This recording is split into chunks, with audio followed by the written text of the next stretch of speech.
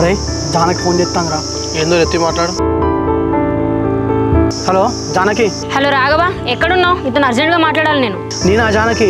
ఇక్కడనే మన టవర్ దగ్గర ఉన్న బిట్టు సూర్యకాంత్ తోటి. సరే రాఘవ, మనం కలిసే ప్లేస్కి రా, నేను వస్తున్నా. ఇక అక్కడికి ఎందుకు కానీ ఇక్కడ టవర్ దగ్గరనే ఉన్నా, ఇక్కడికే రాగాని అసలు ఏమైంది ఇంత అర్జెంట్గా వెళ్తామంటాను. వచ్చేదే నీతో మాట్లాడాను కదా. Hello hello Janaki. అరే ఏంద్రా ఇది మాట్లాడుతూనే కట్ చేసింది. ఏమంటాదిరా?